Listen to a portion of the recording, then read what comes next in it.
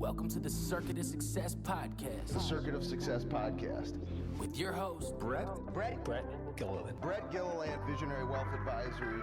The Circuit of Success Podcast. Let's start the show. Welcome to the Circuit of Success. I'm your host, Brett Gilliland, and today I've got Bill Wallace with me. Bill, how you doing? I'm doing great. Thanks, Brett.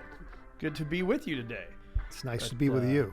Chris Schroeder introduced us, and looking forward to having you on the show. But before we get started, I'm going to say a few things here that I don't know if you'll talk about, but you will talk about the executive director of the Missouri Veterans Endeavor, which is amazing what you guys are doing. The mission there is incredible. You were a 4-year goalkeeper at University of Virginia. Mm-hmm. I thought the goalkeepers kind of are a little crazy, aren't they? I mean, I don't know. I've been often accused of being a little crazy. Yeah, sure. Any of the goalkeepers I know, the soccer players always say those guys are built different. Yeah. Get those balls coming at you all the time. It's like, holy smokes. Special Forces in the Army. You were a SAG actor, an actor out in L.A., which is pretty cool. You were the director of the VA in L.A., and like I said, now the executive director of the Missouri Veterans Endeavor, so it's good to be with you. But before we get started, Bill, I always ask this big, wide-open question, is what has helped make you the man you are today? Gosh, I would say just, a lot of support and a lot of family and a lot of friends. Mm-hmm. I've had a very supportive community around me from the get-go. Starting with my family, and I think that's pretty much it. You know, just if you've got a good group of friends and family and community around you, that really helps shape a person. Which kind of goes right into what you're doing now, right? I mean, you're building a community for people, and so talk to our listeners that may not be familiar with what Missouri Veterans Endeavor is. What does that do, and what's the mission there? So who and what we are is we are a nonprofit homeless veteran provider. We have a program in a community in St. John by the airport where we provide housing and social work-based case management programs to veterans and their family members who are experiencing homelessness. And we've got a really pretty campus of 23 two-bedroom apartments where a family up to 3 or single veterans will share the two-bedroom apartment with one another. And we just really want to include them and build on their community. And we want them to try to get out into the community at the level of their comfort and work with them on basically 7 basic issues that are similar to veterans who are experiencing homelessness. We assess them for what their individual action plans will be, and then work with them on a daily or weekly basis to try to help them achieve their goals and address any challenges. Wow. And so that, I assume the end result is they're then out on their own and they have a home and all that. Is that fair to say? That's exactly it. We have some veterans who are with us who would maybe be with us for a longer period of time. I would say that our average length of stay is about 2 years. Okay. But some veterans who are older, they might have a disability, they might live on a very thin fixed income. Yep. We're the perfect place for them to live with us, have a roommate that they live and share the apartment with, and really have our community become their family and their place to live until they need a higher level of care. Yeah. So what are you finding there? That there's the theme, right? I'm sure there's a common theme, but is it the support system? I mean, what's the theme that you're finding out, and how do you find these individuals that need the help that you guys deliver? Well, one of the themes, everybody's a little bit individual regarding their needs. But one of the themes that we see here in the St. Louis region and probably across the country with veterans are, number one, there's financial instability. A lot of veterans have gone into the military to try to take themselves and better themselves, maybe move out of a community to try to see what their next community is going to be. Mm-hmm. But sometimes there's not that discharge planning that they do when they're in the military, and they come back and there's maybe not opportunities for them, especially if they came from marginalized communities or lives that were not necessarily supportive. Yeah. There's also in the St. Louis region a lack of affordable housing. And we're also considered, a 4-weather seasonal community. Yep. So utility insecurity is a big contributor to homelessness. And then you got, if somebody has ever experienced homelessness and been on the streets, there's certainly going to be circumstantial mental health things that prop up. Yeah. And sometimes that can lead to self-medication, substance abuse, lack of employment opportunities, whatever it is that makes up that individual's assessment of needs. We will then work with them to try to address them. And how do you find those individuals? And then to go on with that is also then, are you finding, do they want the help, or is that difficult sometimes? Well, they do. We would get 95% of our veterans referred to us, or veteran families, come from the St. Louis VA. Okay. And their homeless program, which is called the Hope Recovery Center. So they will we'll get a phone call today. I'm sure we'll get a call today about, I've got a single male veteran. His name is so-and-so. We get a little bit of a description. Sometimes we will sign releases of information to get very specific about what that particular veteran's needs are, or if it's a veteran family.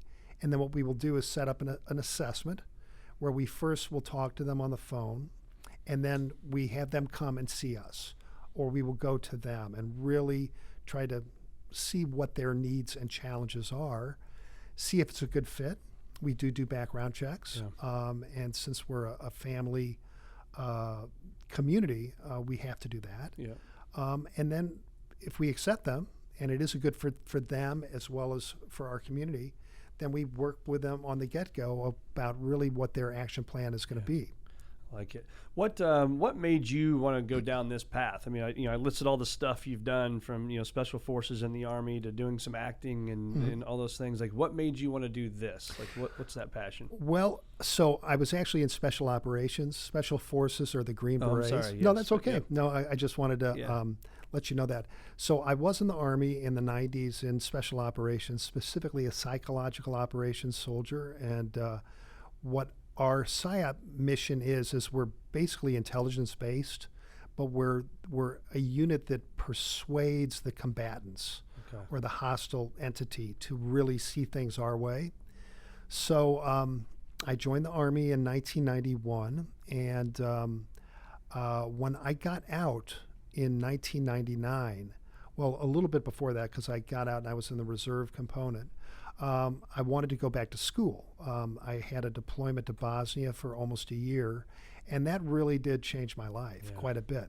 So I wanted to go back to school and get out of the entertainment industry, and I wanted to study clinical psychology. I knew that I wanted to work with veterans, so I wanted to kind of work on some of my own issues. Yeah. But from there, I got out, I got my master's degree, and I had a job at the Los Angeles VA. And I showed up for work the very first day, and they said, well, we're glad you're here, Bill, and we're going to send you to the homeless program. I said, homeless program? What are you talking about? I'm a mental health guy. And they said, no, that's where it's happening. That's where you're going to go. And I've been in that area of work with veterans ever since. Yeah. They sent me initially to a organization called US Vets, which is the largest provider of programs and housing for homeless veterans. They're a nonprofit, and I was in the VA clinical office on their Inglewood, California apartment building. And after working there for a couple of years for the VA, I got asked by their CEO if I wanted to come over and become the clinical director of their nonprofit in Long Beach, California. Nice. And so I moved away from the VA and worked for them for 8 years out in California. And US Vets Long Beach, which was the name of the site, was, I think, the biggest veteran community in the country. We had 550 veterans who lived with us, and I had a staff of about 35 to 40 clinicians who worked with me. And we do exactly what we do now, but on a much larger basis and scale. So in 2010, I got permission from our CEO and the board of US Vets in Los Angeles to move back to St. Louis to try to open up a site here. They've got sites from Hawaii to Washington, D.C., Texas, but they didn't have anything in the middle of the country. And I wanted to return home to St. Louis where I was raised and be close to family. And we found this apartment complex, and we became kind of a mini version of US Vets in Long Beach. But we became independent from them 5 years ago. Actually, longer than that. It was July 1st, 2016, when we realized they were 85% funded by the government, by the VA and HUD. Yep. Specifically, or the Department of Labor if it was a workforce program. And here in St. Louis, we're 100% privately funded. Okay. And for us to thrive and continue doing what we were doing in St. Louis, our board of directors decided that we had to separate and do our own entity. So we very peacefully separated. We consider them our very close cousins, and became independent under our own nonprofit tax ID and doing exactly what we did before, but under the mantle of Missouri Veterans Endeavor. Nice. Yeah. So let's talk about you talk about mental health, and so think about the person listening to this. Lots of business owners and leaders of organizations, and whether they're financial advisors or attorneys, whatever it may be, the mental mindset, right? There's a lot of people dealing with a lot of stuff out there. Like, what are some of the things, the tips and tools that you're helping people with? How can you help the people that listen to this podcast, right, that we need to focus on every single day to be stronger mentally, have a better mindset? Can you share some of those things? Well, sure. And again, everybody's an individual. Yep. But I would say, first of all, recognition and destigmatizing mental health issues is a real important thing for anybody who might suffer from mental health issues, or any family members or friends that have a loved one that has issues, to not be ashamed of it, because so many people have, as I mentioned, circumstantial depression or circumstantial anxiety.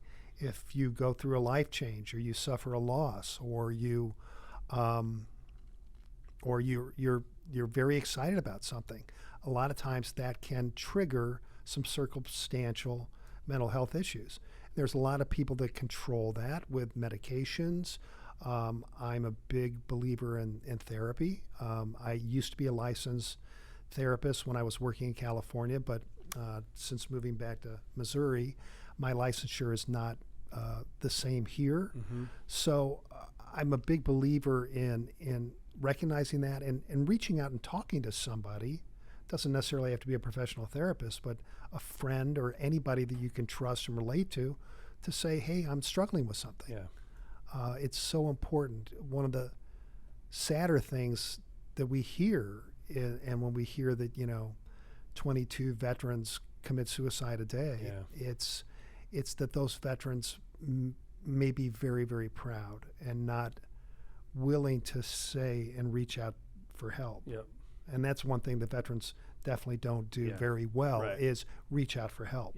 And I think, to your part, the therapy, whether people want to call it therapy or even coaching, right? Like, I work with business coaches, and we do business coaching for people. And I think the guys especially, right, it's hard to be like, oh, I have a coach or I have a therapist. But I have found over the years of me working since, 2006 with having a business coach, it's a game changer, right? I mean, it's like, I was, Tiger Woods had a golf coach, right? Sure. Michael Phelps had a swim coach. And so the greatest people have coaches, but yet sometimes we as individuals don't want to go do that. So have you spent, how do you stay a student of the game for yourself, you personally, throughout your career, no matter what you were doing? How did you stay a student of the game and continue to get better day in and day out?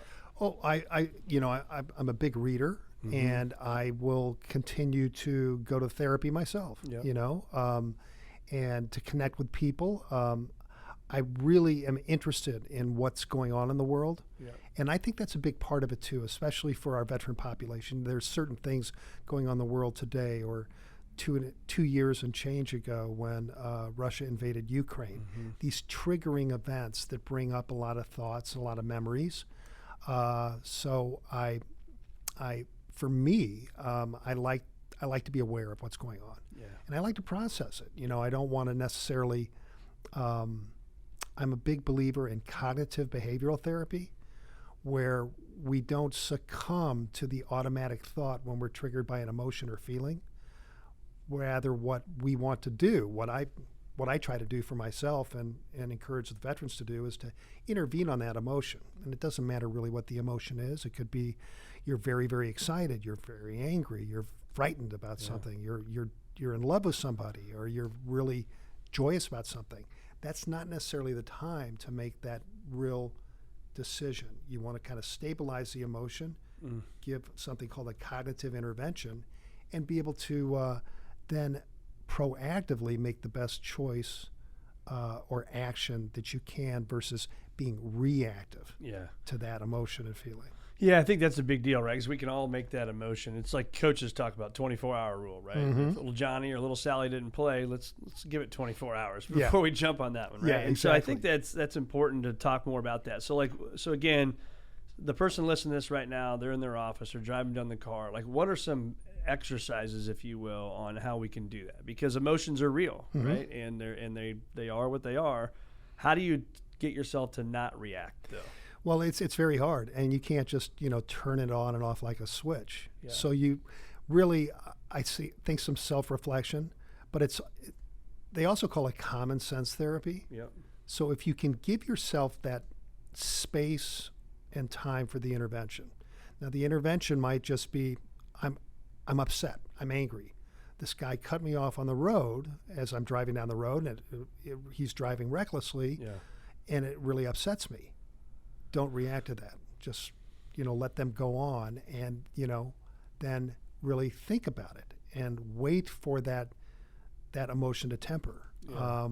Do you think it's also you can change your perspective? And I don't even know where I heard this years ago, but when things happen, so when somebody cuts me off or something, I can get fired up, right? But at the same time, I've also heard that be thankful that happened because it slowed you down, and that could have eliminated a wreck or done something bad later, right? Right. Because it's seconds, right? It's milliseconds. It's that you can get milliseconds. at it. And so I think your perspective is a really big deal on when something happens. Have the perspective of there's another reason this is going on. Exactly, and you can always kind of reframe the picture.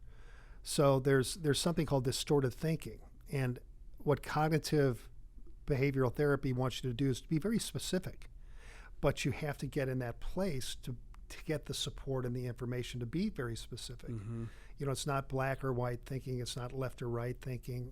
There's a whole variety of colors and choices that you can make in any given situation. So to get to that place, you have to give yourself that time, that intervention to either calm down, build up your feelings, or whatever it is. Yeah, that distorted reality is the thing I was thinking of. Is I always heard that Steve Jobs, they said when he was explaining the iPhone before it was even created, like people in the room had a distorted reality because it seemed real. And I think the power of having the plan, the mission, and the vision of what's going to happen is critically important for business leaders. So when you hear me talk about the vision, has Steve Jobs, made it seem real even though it hadn't happened yet? How do you work on and how do you articulate a vision as a leader of an organization? Well, so we have basically our mission statement and our vision statements where we want to help people get to their highest levels of independence and their highest levels of achievements. Again, to the level of their comfort. So what I would encourage my staff to do, as well as the veterans in our care, is to really identify what it is that you want and be very specific about that. And to go out there and find ways to get it and let us help you try to get it. Big believers in getting out in the community and doing things that people enjoy. So we'll take our veterans to the baseball games. We'll take them to the zoo. We've got a field trip coming up to the History Museum. Encourage them to take walks and go to Forest Park. Anything that they can do and really identify what resonates with them. What do they dig? And if they enjoy that, then do it. We had, up until COVID, we had every other Wednesday we had an art teacher come to our group room. We've got a group room as well on our campus and teach them a variety of artistic things, from drawing to painting, even working with leather. It was really cool. And then COVID happened and the art teacher didn't come back, but we're always seeking out those types of things. We've got a cooking class coming up in a couple of weeks, and I'd really like to get again that possibility of an art teacher coming in and doing something creative with the guys. That's awesome. So there's an art teacher listening out here and you want to give back. Yeah, that's right. Let's give Bill a call here, right? I think about, so when we think about missions and visions, and so our mission is to help people achieve a future greater than their past, which is exactly what you guys are doing. But when you hear that, how do we achieve a future greater than your past? Like, what are those habits and rituals and disciplines that you're doing day in and day out, whether you want to do it or not? Gosh, I would say, practice. Practice makes it helps with the muscle memory. Yeah. So if you practice something, if you really find that there's something that you enjoy, say it is painting, or it is music, or it is writing, then do it. Actually practice doing it, because you will get better. Right. You will start to see different colors if you paint a lot and you practice. You're going to start to hear different tones if you practice and enjoy your music. You'll get more creative and open if you write, and you write every day. But you got to kind of practice it. Yeah. But again, it's always to the level of your comfort. Yeah. You know? Right. Yeah. But also, the more you practice, the bigger your comfort gets. Your I comfort think so. zone, right? Yeah. I always call it the comfort zone callus. It gets a little. You get the callus right in your hand, right? You do the same thing, yard work or golf, whatever you're doing. But our comfort zone is that way too. And the more we step out of our comfort zone to do something, the bigger it becomes, right? It may start this size, and now it's the size of this table, right? Because you got to go out and practice and keep doing it. I remember I used to do public speaking, and I literally would get sick to my stomach, before I would go do it. And now I'm excited doing it. But I put myself in that difficult situation, make myself really uncomfortable, but continue to do it, continue to show up, right? Exactly. Yeah. So talk to us about your military days and being in Bosnia and some of the things that you've seen. Like, how has that shaped who you are today and your views of the world? Well, so I was part of the special operations group, and when I first got activated and went to Bosnia was right after something called the Dayton Peace Accords were signed in 1995, December of 1995. And what that did was it was supposed to end, at least on paper anyway, the ethnic civil war going on between the Serbs, the Croats, and the Bosnian Muslims in the former Yugoslavia.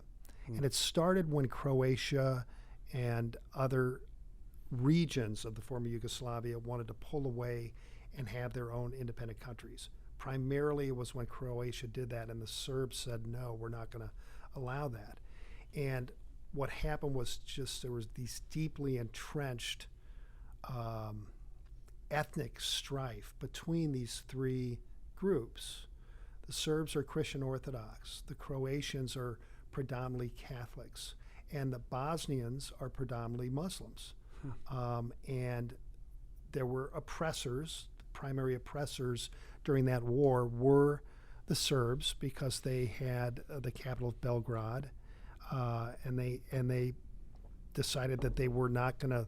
They wanted a greater Serbia. They wanted the Yugoslavia to be theirs. And you heard the terms ethnic cleansing, and for the first time since World War II, there was genocide going on within Bosnia and within Croatia.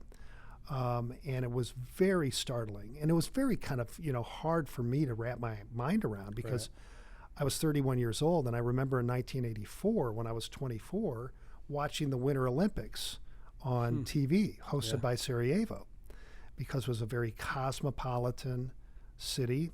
It was a beautiful city. It's a beautiful country and beautiful people, and everybody was so warm and welcoming at that time. So it was inconceivable to think that neighbors could turn on neighbors, that people could really have, with a surge of nationalism and beliefs around oppression, could do that with each other. So when we got there, at the very beginning, they signed the peace accords. I was actually in the country in January of 1996. At the very beginning, we were NATO troops, and the reason we went in was because the UN troops controlled, were basically the peacekeepers before, but the UN, you couldn't use your weapon. You could not fire on anybody that was firing on you. Oh, wow. You could not protect anybody that was being discriminated against or being harmed. And you may have heard or remembered the massacre of Srebrenica. Do you remember that? Yeah. Where over 8,000 men and boys were taken and massacred by the Serbs. And what happened there was General Ratko Mladic was the head of the Bosnian Serb army.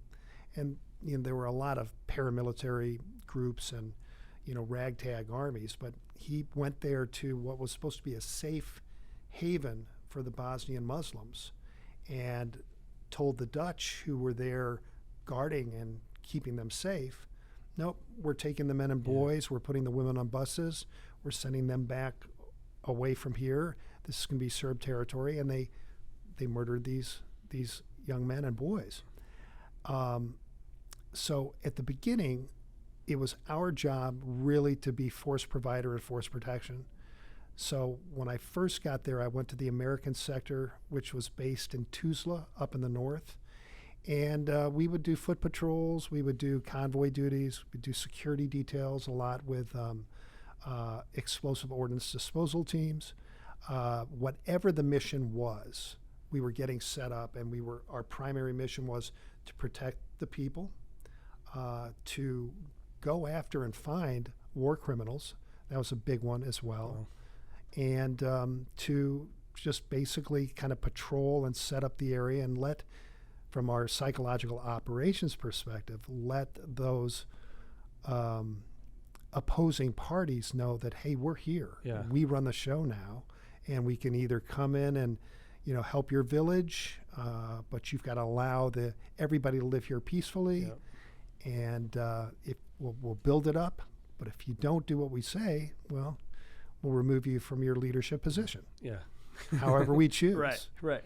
I'm always fascinated, with the Scott Air Force Base right down the road here, and amazing people out there, and just the mindset. Like again, most people listen to this, their tough job today is maybe to go give a presentation, and I don't know what everybody's dealing with, but from a work standpoint, right? Mm-hmm. We deal with things, but we're not dealing with going around a town and literally could be shot to death, or literally could be blown up by a bomb somewhere. What is it? What's the mindset and the preparation like for you and for others that go into there, knowing that could happen, but we're going to go do it anyway? Well, we received such great training, and I flew from California to Scott Air Force Base. We picked up some PSYOP soldiers from the St. Louis area here. Then we flew to Fort Bragg. It's now called Fort Liberty in North Carolina. And we spent a week there training, getting issued our weapons, and a lot of training, a lot of repetition, to where we really tried to get in the mindset. If we had a foot patrol, or we're going to patrol around while the officers are talking to the paramilitary warlord in this one area, we're just doing that. Yeah. We're focused on just one day at a time, 1 hour at a time, 1 minute at a time, and not get ahead of ourselves to really think about, what could happen to me in the next 2 hours? What could happen to me here? Just really kind of focusing on the task at hand and getting through it, and then coming back and debriefing, and then do the next mission. And one thing that was really hard, I will say, is we were dealing with a bunch of refugees and a lot of children that were orphaned, and a lot of desperation. And that was very tough on us, especially if we had children ourselves and families back here in the United States, because you couldn't help placing your own family members in that situation. And so really had to just try to compartmentalize as much as possible. Yeah. That's great for you. Makes me think. I'm a big golf. I don't know if you play golf or not. I love golf. Okay. I'm not a good golfer though. But you love golf, so you probably have seen the run that Scotty Scheffler's on, and it's just incredible, right? But I heard him say the other day that he said, whether I win a golf tournament or not, and that's easy to say, it doesn't really matter. But he said, what I do is I trust the work and the process the training, right, that you've talked about. I trust the work and the progress I've put in. So now I just go and enjoy the journey, enjoy the ride, right? And I think that was, for me to hear, it's kind of like an aha moment of trust what we've done. Trust what we've done day in and day out for years and years and years. Enjoy the ride, right? So how do you try to focus on enjoying the ride, being present, be in the moment? I mean, today? Yeah. I just, I do things that I enjoy. I love to go out and golf. Yeah. I don't do it that often, and I don't do it well at all. But I love that. I love to watch golf. I watched the tournament yesterday. I was so pleased that Rory and Shane won. Yeah. That was fun. I love spending time with my family. I love exercising. I love to read. I love to catch up on the news. All those types of things that I enjoy doing, being with friends, having a meal. So decompression, I think there's something to be said for really trying to find that time and space to really relax and feeding yourself with the things that are healthy outlets. Yeah, I like that. So where do you find time in your busy schedule to read? And the reason I asked, we were with some friends this weekend, and the topic of reading came up. And, of course, everybody always says, I don't have time, right? And which makes me laugh because we're all busy, and we all have the same 24 hours. And I always state, read 10 pages a day. If you read 10 pages a day, you'll end up reading about 25 books in a year. So for you, obviously, it's probably a habit. But, where do you find the time? Is there a process that you go through to be a better reader? Well, I will usually read, like last night, I read for about 20 minutes as my girls were doing their homework. Yeah. And then I got a little tired. So I put the book down and then went about and did some other stuff. And then I read before I go to bed. I'll read in bed. And usually at the end of the day, I'll only get about 10 pages in. But if I'm really excited about what I'm reading, I might read a little bit longer. Right. I just love it. Yeah.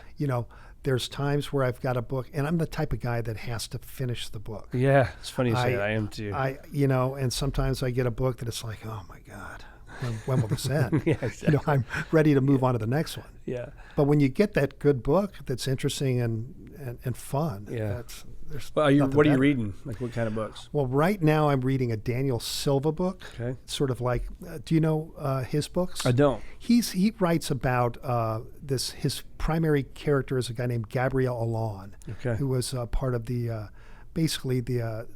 intelligence service of Mossad in Israel, who goes all over the world. And, right now it's during the Ukrainian war, and he's got a Russian oligarch who is buying and stealing art and funding the war from this perspective at the same time that they're trying to get some leftover nuclear materials that they believe are down in South Africa.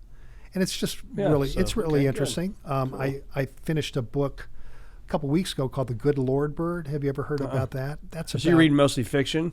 I'll read historical fiction and I'll read fiction. Okay. I don't like really to read manuals, or sometimes I'll read a motivational type of book. But historical fiction and fiction, I just love reading it. That's awesome. Yeah. What when you look back at your career, a lot of success that you've had, what would you tell yourself? What advice would you give yourself, say, 15 years ago? If I could give that advice 15 years ago? To yourself, I would say, kind of relax a little bit, remain a little bit more in the moment instead of getting ahead of oneself. When I was younger and I was trying to act in Hollywood, and I had a pretty decent career for a little bit, but had I slowed down a little bit and put in a little bit more work and not thought, oh, hey, I just got this commercial. This is easy. This is whatever. Things could have been different, but in the grand scheme of things, I'm glad exactly how it turned out. I just say slow down. Really slow down. Give those interventions. Not get too excited, not get too down, not too just try to ease into it. Who was the biggest actor you worked with? Well, I did a film with Chuck Norris. I did a movie called Delta Great Force. Chuck Norris quotes. Chuck that are Norris. out there. Oh, I know. Chuck he's hilarious. He was a great guy, and Lee Marvin was in that. In that movie as well. I did a movie with Eddie Murphy, Beverly Hills Cop, the very first one. So what role did you play in Beverly Hills Cop? I had 5 lines. I was Beverly Hills Cop number 2. Okay. When Eddie Murphy gets thrown through a picture window by the bad guy and his thugs, 2 police officers drive up and arrest him.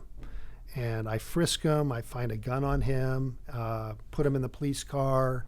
That's awesome. He says, this is the cleanest police car I've ever been in. It's even cleaner than my apartment. I say, that's enough talking, pal. That's that cool. was number 2. Beverly Hills Cop. Beverly number Hills 2. Cop 2. Oh, it's actually Beverly Hills Cop 1, Okay. but my role was Beverly Hills Cop number 2. Oh, number 2. Got Yeah, it. Got it. yeah. Yep. Well, that's cool. Those are some big ones. Those are some real big I ones. Also worked with Tom Cruise and Oliver Stone on Born on the 4th of July. I did something called Troop Beverly Hills, where I was again a Beverly Hills police officer with Shelley Long, and I did a bunch of smaller movies where I had bigger parts. But, That's cool. It's fun. What when you look back, all the fears we've put in our minds, I think we're all guilty of doing this, and I ask this to most guests, but how many of the fears that you've put in your mind have actually blown up to the magnitude you put them in your mind to be? I would say none of them. Thank God. Yeah, absolutely. And that's the point of the story or the question, right? Is that everybody says that, but I think in our minds as humans, don't we? We put stuff up here. Sure. We stress about it, but it doesn't happen. Well, we're very quick. I think people are, and some people are, really good at not doing this, but, having that anticipatory grief. Yeah. That anxiety about what's going to happen at the end of the day, or am I going to make the wrong choice? Right. Am I going to offend? Am I going to do this? Am I going to do that? And, kind of getting back to can you be in the moment? Can you really give yourself that cognitive intervention? You're feeling some energy, some emotions, some feelings are welling up. Yeah. Can you tamp them down a little bit? Yep. Because when a person's really, really angry or a person's really, really depressed, that is not the time that they're going to make a clear decision. And if you react to that emotion, you're probably not going to have the best results. You're gonna kick yourself later, like probably shouldn't have responded that way, right? Yeah, exactly. What? How do people help? So how do people get involved in the Missouri Veterans Endeavor? Like, what can they do? Somebody listening to this wants to help you. What do they do? Well, certainly, if you want, please go to our website, which is www.move-stl.org. That's MOVE stands for Missouri Veterans Endeavor. That's our acronym. Yeah. -stl.org, and see what we're doing. We've got a really, I failed to mention, we've got a really exciting thing that we're doing. One of the gaps in service that we've recognized with some of our peers in homeless veteran and mental health and veterans is that there's a lot of veterans in the community that need mental health. And so we are opening up a clinic, basically an office in the Crestwood area of St. Louis, where we're providing pro bono therapy to veterans and their family members. And we're able to do that because we've got a cadre of professional therapists who will work with my clinical team. We're pretty small. That's just myself and my 2 clinical case managers, and we have an intern right now from Rutgers University who's working with us. But then we've also got these professional therapists who will, in exchange for having free office space to see their own clients, they're devoted to giving us 25% of their time for the veteran referrals that we receive from the community. Not every veteran is eligible for VA services, and so they might not have enough time in service. They might have an irregular discharge from the military. So what we want to do, and we're marketing this, and we're actually having an open house this week to start our program, is to just spread the word and avail ourselves to those veterans in the community that might want some therapy, and we'll give it to them for no charge. That's a big deal. Yeah, it is a big deal. So to getting back to that, we always need, since we're privately funded, we love connecting with people, and if people ever want to make donations to us, that is really appreciated. If anybody hears this and says, you know what, I'd like to try to connect Bill or his team with somebody who could perhaps, as I mentioned earlier, provide that service to maybe have art classes in our group room or music classes or something like that. We invite people to come visit us and see what we do and, learn a little bit more. I think it's always really been great when people can come and visit us and get perspective of get what's perspective, really going on. exactly. Yeah. That's awesome. Well, if I had the magic pen here and you could write, this article that we're going to publish in the biggest newspaper magazines all over the world, what do you hope that the community would say about your place?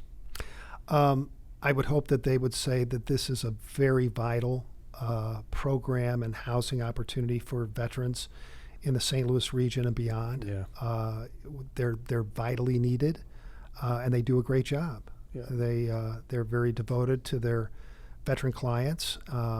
They're very devoted to the community, and they're also very appreciative. We are so appreciative of the St. Louis community. I don't think that we could have made it really anywhere else other than St. Louis. St. Louis is such a generous, philanthropic, and engaged community. So our donors, and we get a lot of our funding by writing grants with corporations and endowments and foundations.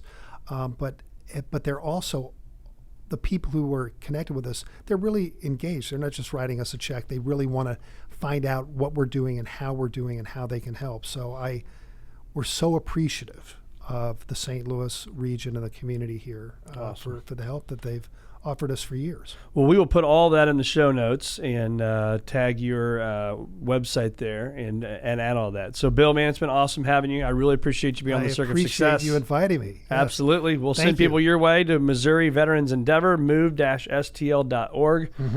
Thanks for listening, and we'll talk to you soon. Be safe and well. Thank you.